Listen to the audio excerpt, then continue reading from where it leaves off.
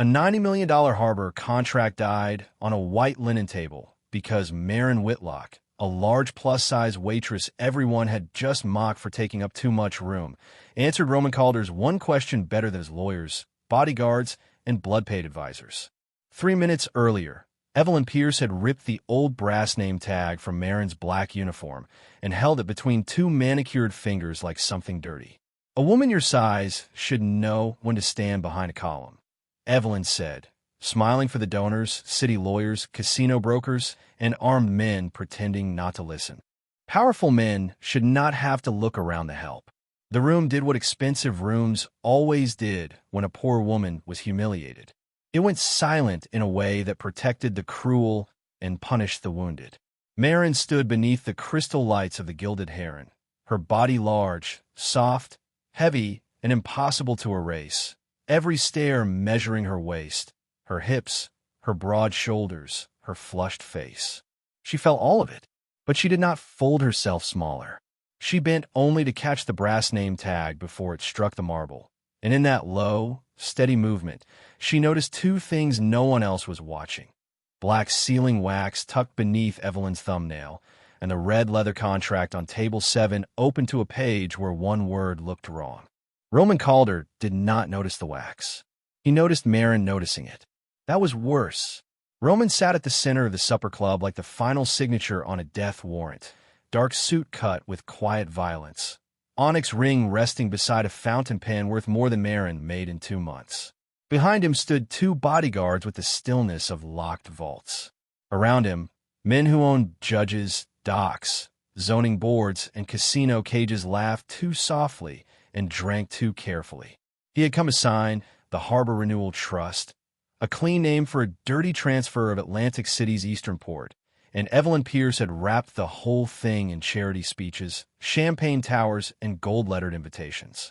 Maren was supposed to be invisible. That was the value of a waitress in rooms like this. Invisible women carried plates past lies. Invisible women heard names dropped before the music swelled. Invisible women remembered which man stopped smiling when a contract page turned. But Maren had never truly been invisible. Not with a body the room kept judging before it judged her mind. Not with her mother's name tag clenched in her palm, it scratched back warming against her skin like a command. Stand where they can see you. Roman's pen hovered above the paper. Evelyn's smile sharpened. A city lawyer shifted his cuff over a shaking wrist. Then, from behind the velvet stage curtain, a man Maren could not see whispered 6 words too close to the microphone cable. After he signs, we own him. Maren's breath caught, but her face stayed calm. She crossed the brutal distance between service and power and placed Roman's untouched dessert spoon on the wrong side of his plate. A tiny mistake. A waitress's mistake. The kind of mistake only a man trained to survive betrayal would understand was not a mistake at all. Roman looked down at the spoon. Then he looked at Maren, not past her, not through her, not around the body everyone else had treated like an inconvenience. Directly at her. "Tell me," he said, his voice so low the room seemed to lean toward it. "Who in this room already sold me?" Maren tightened her fingers around the bent brass name tag, felt every cruel stare waiting for her to fail, and said, "Evelyn Pierce." A gasp moved through the room like a blade sliding free. Evelyn laughed once, too quickly. Roman did not laugh. His pen closed without touching the page. Maren looked past Evelyn, past the red contract, past the men suddenly afraid to breathe, and gave the answer that changed everything. "But she didn't sell you alone. But she didn't sell you alone." The silence after Maren's answer did not break. It thickened until every inch of her large, soft body felt placed beneath the chandelier for inspection, not protection. Evelyn Pierce kept smiling, but the smile had gone hard at the edges. "This is absurd," she said, bright with disgust. "Are we really letting the waitress invent a scandal because she embarrassed herself with silverware?" A few guests laughed, the careful laugh rich people used when cruelty needed permission. Maren heard it.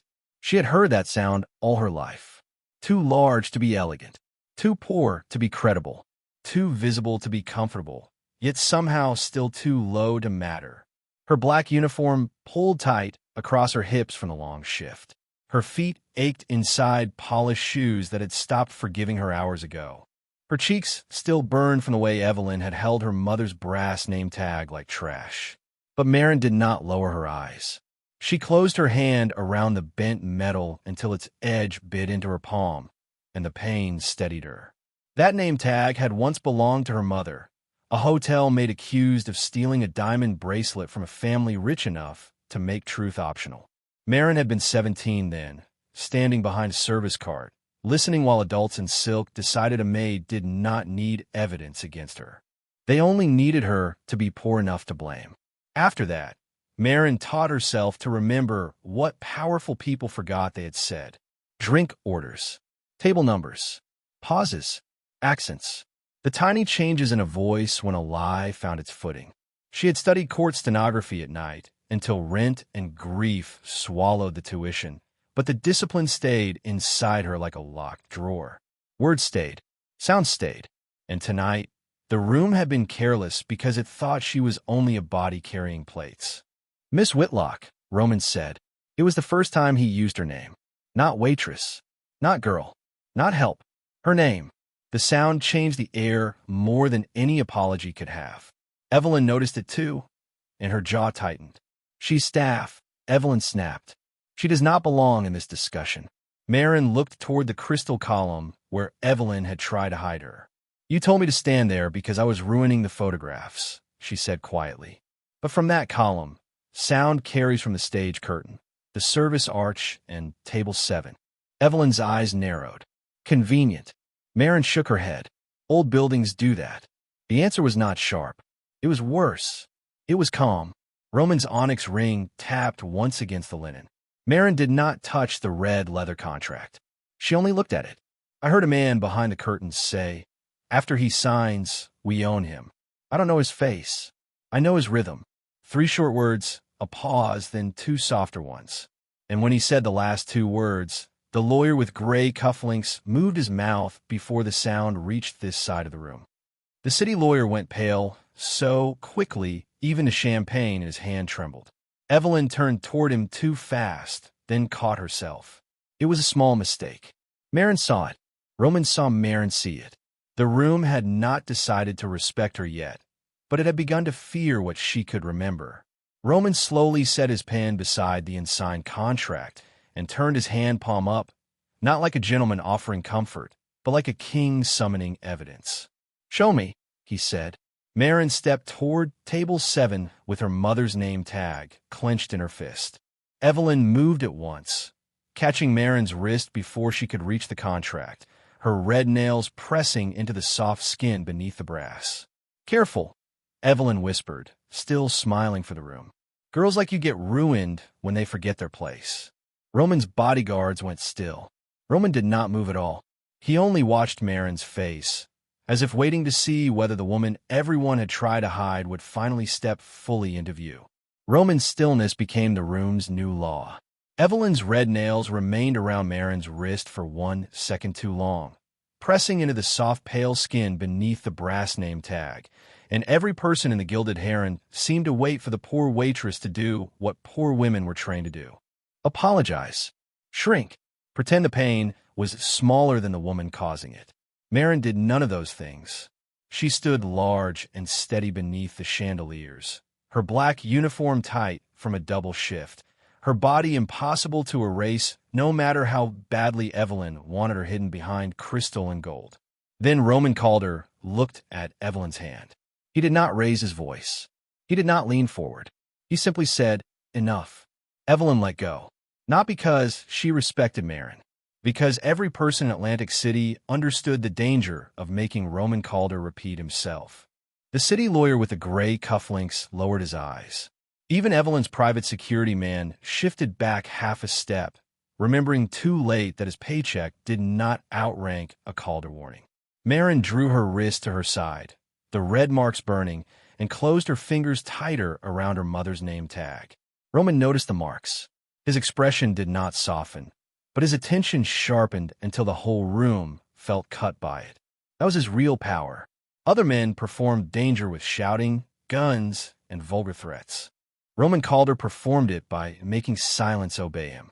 He rose from his chair, tall, white, severe, dressed in a dark suit that looked almost black beneath the chandelier light, his onyx ring catching one cold flash from the crystal above. The two bodyguards behind him moved apart without being told. Around the table, men who owned judges, dock permits, and private security contracts adjusted their posture as if a shadow had touched their spines. "The Harbor Renewal Trust does not move another inch," Roman said. "Not until I know who touched my table." No one argued. Evelyn tried to recover with a laugh. "Roman, this is still my gala." Roman looked at the red leather contract, not at her. "Then keep it civilized." The words were calm enough to be polite and cold enough to be a threat. Marin felt the room's attention return to her body, measuring the wide set of her hips, the fullness of her arms, the broad steadiness of her shoulders, searching for weakness because they could not understand why Roman had listened to her at all. She swallowed the sting and focused on the table. Service had trained her to see patterns rich people never thanked her for seeing. Which fork had been moved? Which glass had been touched? Which guest changed chairs after pretending not to? "You said sound carries from the column," Roman said. "What else carries?" It was not kindness. It was a test. Marin kept her voice even. "Light." A murmur stirred. She looked toward table 7, but did not touch the contract. The page with the port clause reflects cleaner than the others. Newer paper. Different finish. And your chair was angled toward the stage curtain tonight. Not the service or someone wanted the cameras to see your hand when you signed, but not the person who gave the signal. Roman's eyes moved once to the chair, then to the velvet curtain, then back to Marin. For the first time, his bodyguards looked where she had looked. The smallest shift passed through the room. Not respect. Not yet. But doubt. Evelyn saw that doubt forming. Her smile thinned. "How fascinating," she said softly. "A waitress who studies paper, chairs, and men's hands instead of doing the job she was hired for." Marin said nothing. She would not give Evelyn the satisfaction of watching her defend her right to notice things. Roman's onyx ring tapped once against the linen. "Close the service exits," he ordered. Black-suited men moved immediately through the room, quiet as doors locking in a dream. The jazz singer stopped mid-note. Champagne glasses froze near painted mouths. Evelyn turned her head toward the lawyer with gray cufflinks, and Marin caught the look before it vanished. Not fear. Instruction. The lawyer slid one trembling hand toward his breast pocket, and for a half-second, silver flashed beneath his jacket. Marin's eyes followed it. Roman's eyes followed hers.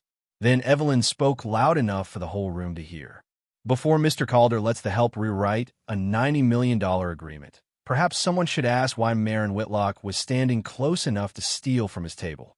Before Mr. Calder lets the help rewrite a $90 million agreement, perhaps someone should ask why Marin Whitlock was standing close enough to steal from his table." Evelyn's accusation landed harder than the insult because it sounded reasonable. The room did not gasp this time. It adjusted. Men who had been afraid of Marin's memory suddenly looked relieved to have a smaller story to believe. A waitress. A misplaced spoon. A poor woman, too, near a rich man's contract. Marin felt the old wound open cleanly. Her mother in a hotel laundry room. A diamond bracelet no one had seen her take. A manager who would not meet her eyes.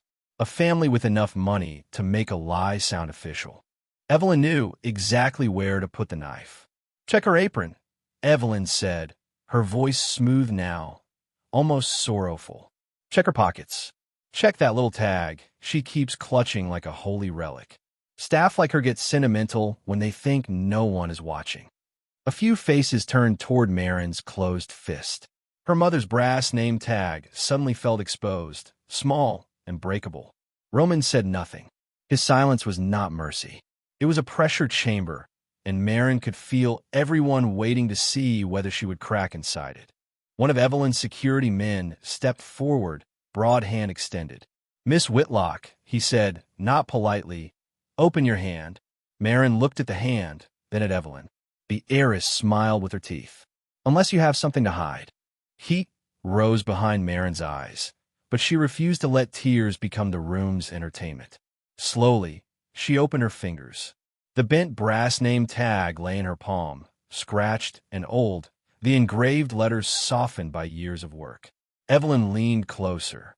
"How touching," she murmured. Then, loud enough for the nearest tables, "Was that your mother's?" The maid who was dismissed from the Pierce Grant for theft. The word theft moved through the room like spilled ink. Marin's breath caught, not because it was true, because it was not, and the lie had still survived longer than her mother had. Evelyn plucked the name tag from Marin's palm before Marin could close her hand again. This time, the cruelty was not careless. It was ceremonial. She held it up between two red nails for everyone to see. Maybe stealing access runs in the family. A nervous laugh came from near the champagne tower. Then another. Marin stood in the center of it, large body rigid, shoulders broad beneath cheap black fabric, every stare trying to make her feel too visible and too easy to blame. Her wrists still burned from Evelyn's nails. But she did not lunge for the tag. She did not beg. She only lifted her chin. "Give it back," she said. Her voice was quiet, but it did not shake. Evelyn's eyes glittered. "Or what? You'll remember me to death." Even some donors lowered their eyes. Roman's onyx ring stopped moving. Across table 7, the lawyer with gray cufflinks used the distraction to slide the silver flash drive farther into his jacket. Marin saw it and understood the trap. Evelyn was not humiliating her because Marin was wrong. Evelyn was humiliating her because Marin was close. If Marin reached for the name tag, she would look unstable. If she defended her mother, the lawyer would escape. If she stayed silent, Evelyn's lie would become the only story anyone remembered. Marin inhaled once, slow and deep, forcing the pain into precision. She looked at the flash drive, then at the red contract, then at the crystal column where sound and light had betrayed them all. Roman saw her choose not to chase the insult. His eyes sharpened. Evelyn, still smiling, dropped the brass name tag into a half-full champagne flute. It sank to the bottom with a soft metallic click. "There," she said. "Now the help has been polished." The room went brutally still. Marin stared at the bubbles rising around her mother's name, and something inside her stopped trying to be small. Then the lawyer took one silent step toward the service exit, and Marin moved before anyone else realized what he was carrying. Then the lawyer took one silent step toward the service exit, and Marin moved before anyone else realized what he was carrying. She did not run. Running would have made her look guilty, frantic, exactly like the story Evelyn wanted to write around her body. Marin crossed the marble with the calm speed of a woman who had carried full trays through drunk wedding parties, charity auctions, and men who stepped backward without looking because they believed the help would always get out of the way. The lawyer's hand closed around the silver flash drive inside his jacket. His shoulder turned toward the service arch. Marin reached the dessert cart first. It was heavy, brass-framed, loaded with crystal coupe glasses, silver tongs, and untouched plates of sugared figs. She planted both hands on it and used the weight of her body like a door becoming a wall. The wheels screamed softly against the marble as she pushed it across the exit path, blocking the arch completely. The lawyer stopped so fast his shoes skidded. Champagne trembled on the cart, but not one glass fell. Evelyn's smile vanished. "Move," the lawyer hissed. Marin looked at his jacket, not his face. "You switched pockets." His skin went gray. "Excuse me. When Miss Pierce accused me, your right hand went to your breast pocket. But when she dropped my mother's name tag into the champagne, you moved the drive to the inside left pocket. People protect what matters when the room looks away." A murmur broke open behind her. The lawyer reached for the cart, but Marin did not give him space. Her broad shoulders squared. Her feet held. The body everyone had treated like an inconvenience became the thing he could not pass. "You are obstructing legal counsel," he snapped. Marin's throat tightened, but her voice stayed quiet. "No, I'm preserving chain of custody." The words landed strangely in the glittering room, too precise for the woman they had mocked. Roman Calder's gaze sharpened from table 7. Marin felt it, but she did not look back for permission. "Court stenography taught me more than typing fast," she said. "It taught me that evidence disappears in the seconds after people start laughing." Evelyn stepped forward. "She's lying." She doesn't even know what is on that drive. I don't, Marin said. But he does.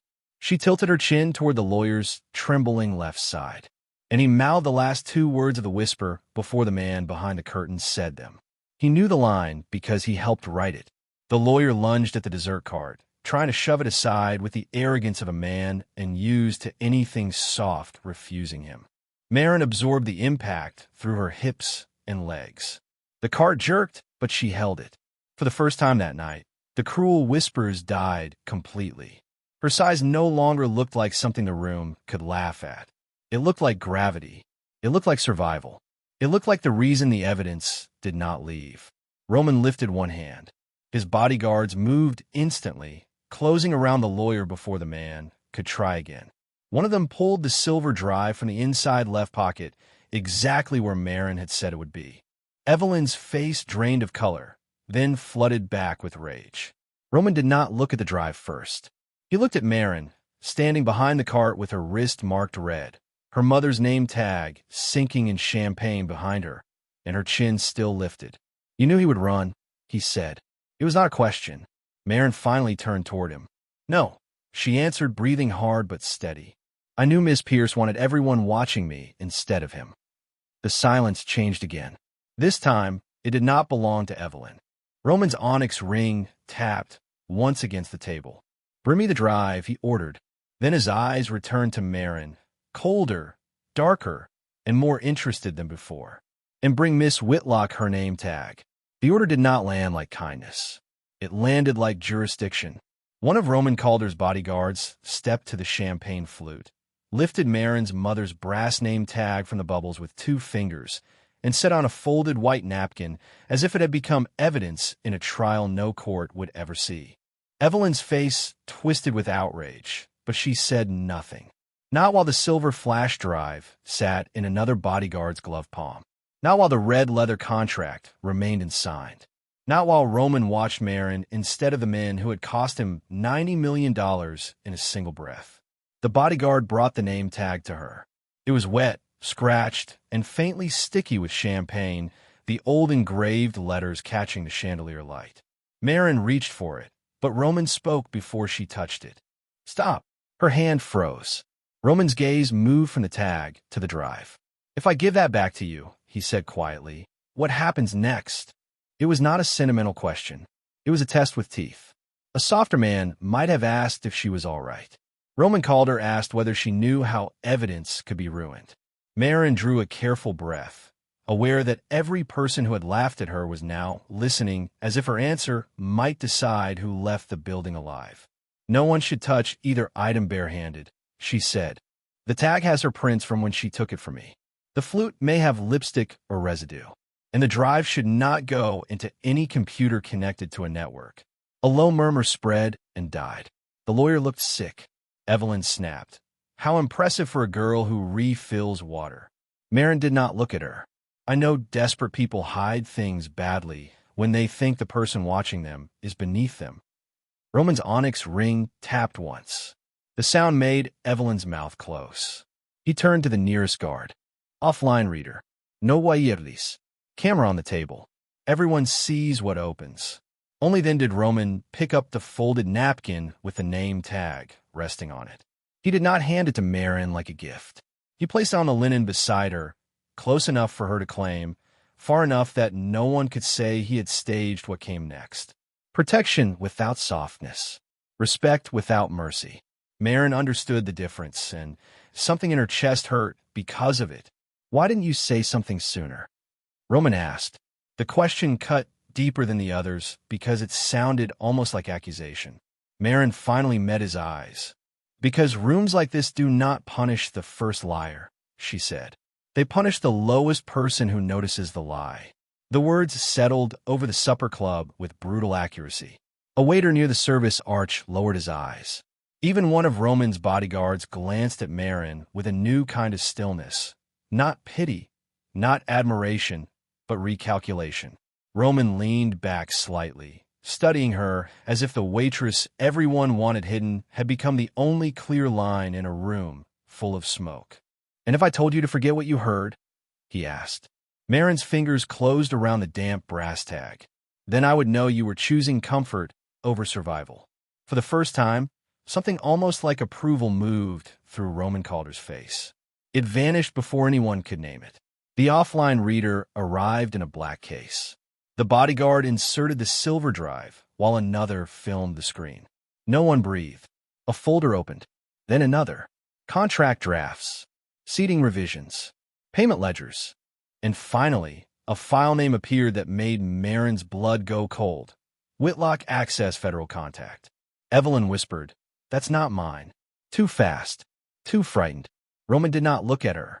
He looked at Marin, whose mother's name tag was still wet in her fist, and his voice dropped into something private enough to feel dangerous.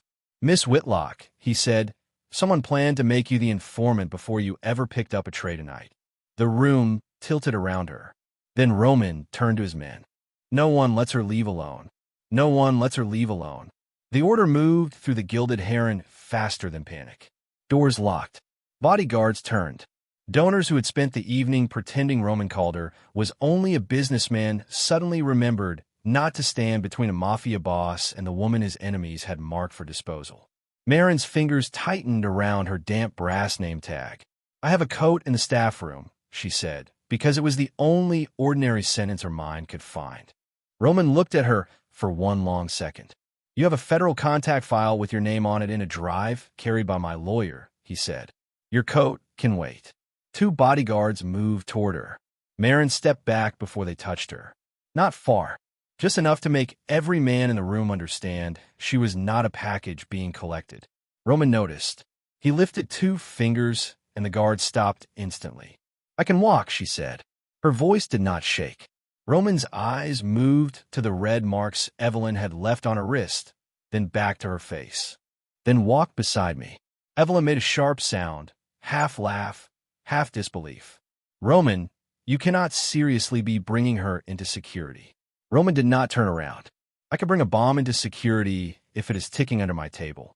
Marin hated the comparison, but she understood the warning. She was no longer help.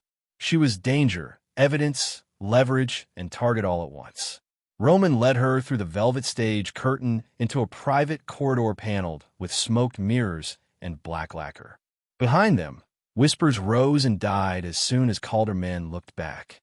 For the first time in her life, people stepped aside before her body reached them.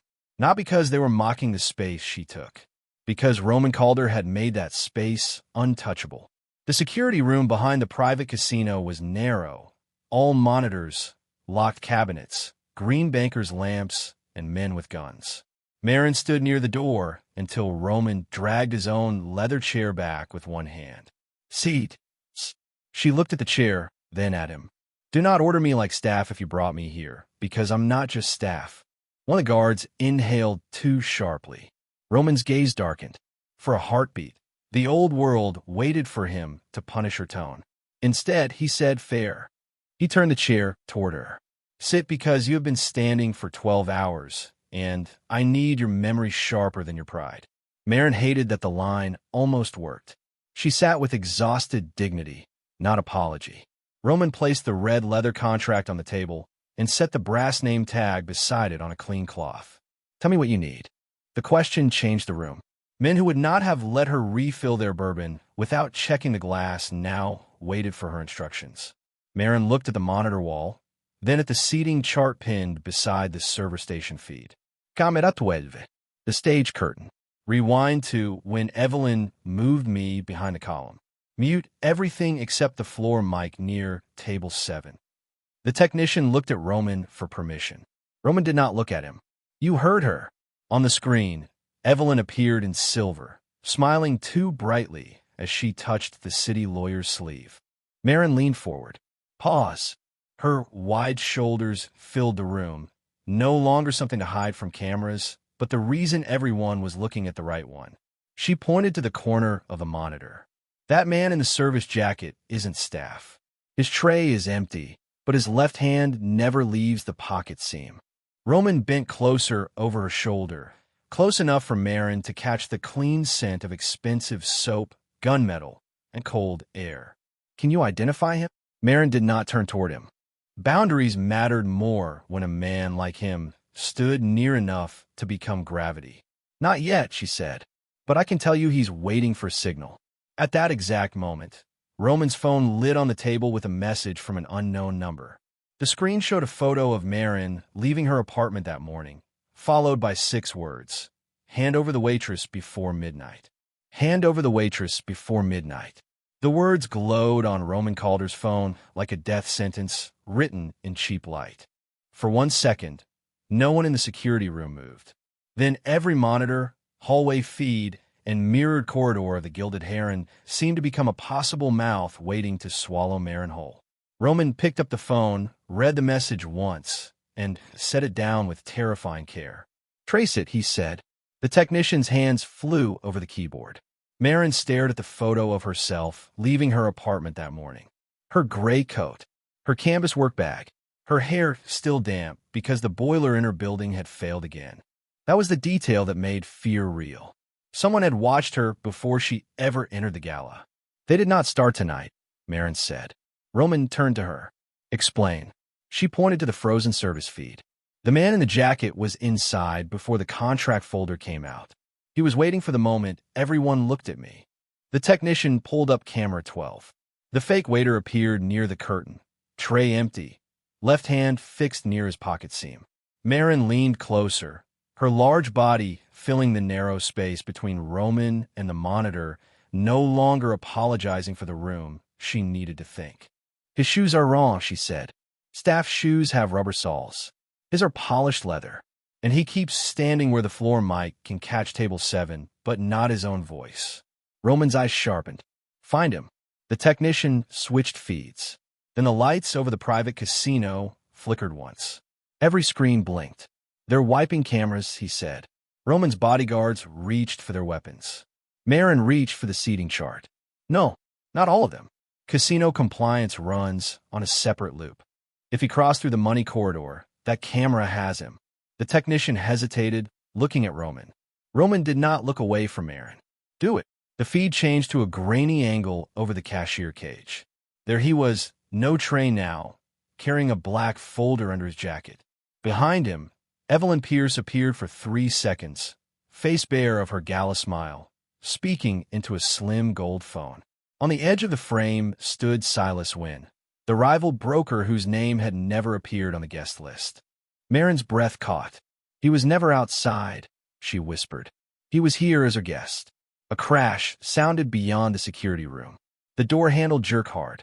A voice outside shouted that there had been a fire alarm and all staff had to evacuate, but Marin saw the alarm panel above the monitor. "Green, silent, armed. That is not a fire alarm," she said. Another impact hit the door.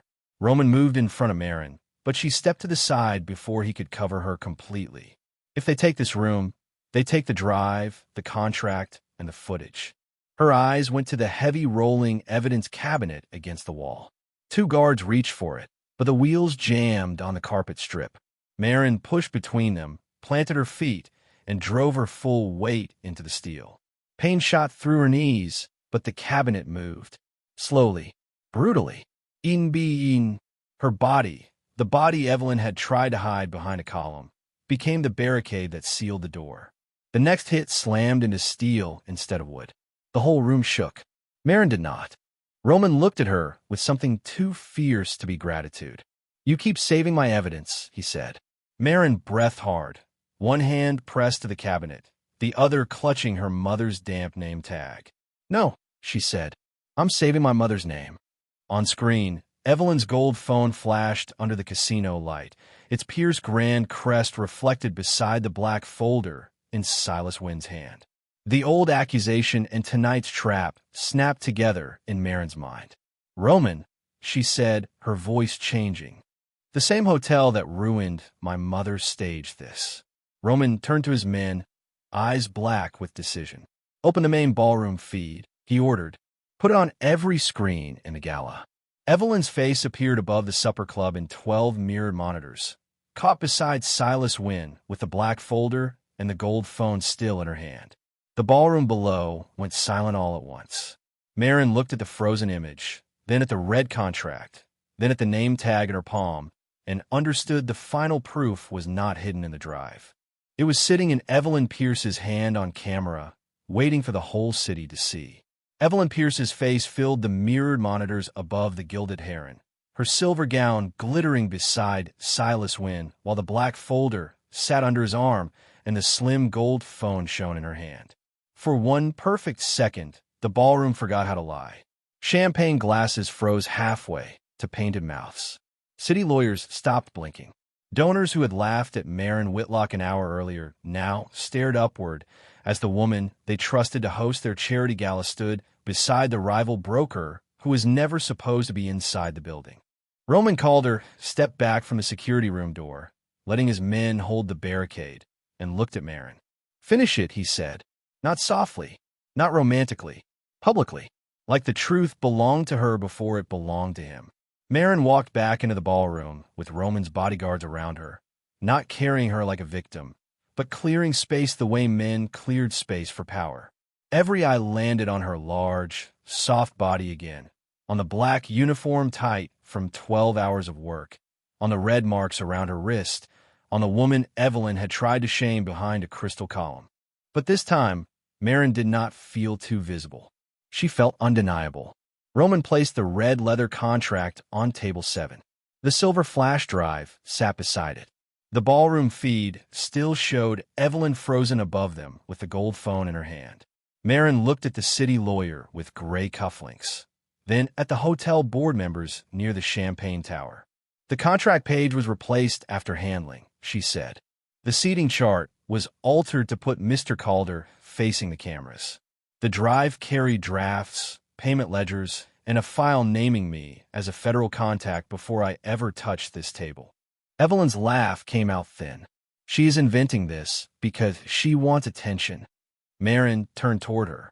That is what your family said about my mother, too. The room shifted. Evelyn's face tightened. Marin lifted her mother's damp brass name tag. 17 years ago, the Pierce Grand accused a maid named Laurel Whitlock of stealing a diamond bracelet. No police report was filed. No bracelet was recovered. But the internal dismissal record used the same private access system that altered tonight's seating chart. Roman's technician enlarged the frozen image. The gold phone in Evelyn's hand lit beneath the casino glare, and a notification glowed across its screen. Pierce Grand Admin, token active. Below it, the compliance log appeared on every monitor, cold and clean as a blade. Seating revision approved. E. Pierce. Whitlock access file approved. E. Pierce. The ballroom went dead silent. Marin did not smile. You framed a Whitlock woman twice, she said. My mother, because she heard your family selling access through hotel rooms. Me, because I heard you selling Roman Calder. Silas Wynn stepped back first, abandoning Evelyn on camera like a coward leaving a burning car. Roman opened the black folder and slid the first page toward the board chairman. Pierce Hospitality's Eastport operating rights are suspended pending forensic audit, he said. Calder Capital withdraws from every Pierce redevelopment project at midnight. Every donor fund attached to this gala is frozen until my accountants finish counting what she thought charity could hide. Evelyn's lips parted. You cannot do that. Roman looked at Marin, not Evelyn. No, he said. She can. He placed his onyx signet beside the black Calder seal. The blacklist is hers. The entire ballroom watched as Marin picked up the seal with steady fingers. She pressed it into warm black wax across the guest access ledger. Not a kiss, not a private reward, but a public law every broker, donor, and criminal in the room understood. You used my mother's name to make me small, Marin said quietly. Now you can ask permission before entering any room I control. Evelyn's face collapsed with the horror of someone realizing status could die in public. Weeks later, the Gilded Heron reopened under Calder protection, but Table 7 was no longer Roman's alone. The brass name tag, polished but still scarred, was mounted beneath the Calder table beside a black plaque. Laurel Whitlock was innocent. Below it sat the new rule. No contract, no guest, no broker, no heir entered without Marin Whitlock's approval. When Marin walked in beside Roman, dressed in midnight velvet, her body large and radiant beneath the chandeliers, the room did not look around her. It stood for her. Roman pulled out the chair at his right hand and said, "The woman you try to hide now decides who is allowed to be seen." Marin sat, opened the ledger, and let the city wait for her yes. If Marin's final step into power gave you chills, like the video, subscribe, and tell me in the comments which moment hit you hardest.